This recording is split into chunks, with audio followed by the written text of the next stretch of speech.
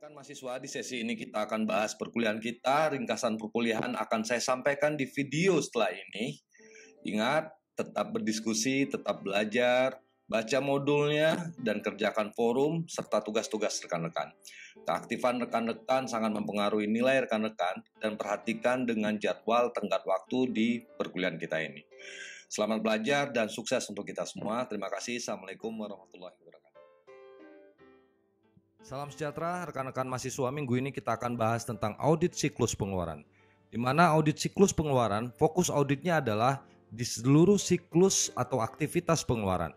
Mulai dari perencanaan, eksekusi untuk pembiayaan yang berdampak terhadap pengeluaran maupun pengakuan hutang, hingga pencatatan secara akuntansi.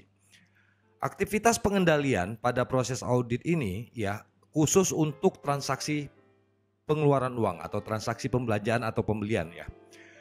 Pembahasan dimulai dengan mengidentifikasi dokumen ya, catatan-catatan kunci yang menunjukkan aktivitas atau proses pembelian.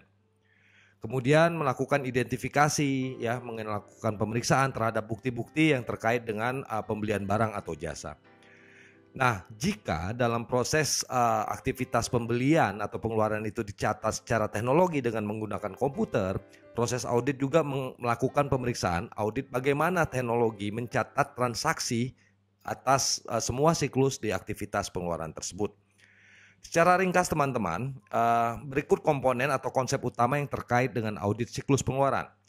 Yang pertama adalah terkait dengan kebijakan dan prosedur. Auditor harus memahami bagaimana kebijakan atau prosedur di suatu perusahaan terhadap aktivitas pengeluaran atau pembelanjaan, baik itu barang atau jasa. Misalnya, apakah prosedur terhadap tender atau pelelangan suatu pembelian dilakukan, apakah pada saat ada aktivitas pembelian itu disetujui oleh atasan dan lain-lain.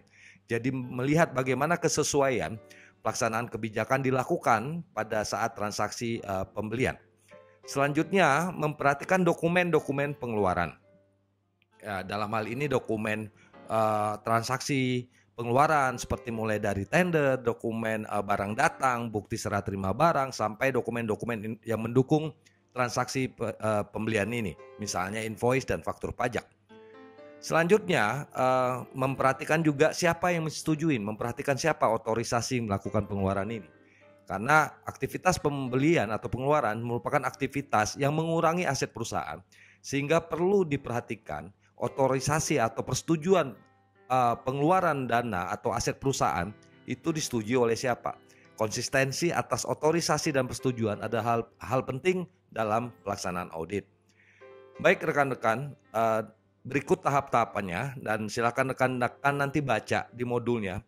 Termasuk nanti saya sampaikan link materi untuk tahap-tahap aktivitas audit siklus pengeluaran ini. Sebagai pengenalan awal, itulah yang dapat saya sampaikan ya sebagai video pengenal atau pengantar. Untuk lebih lanjut silakan rekan-rekan belajar dan selamat berdiskusi.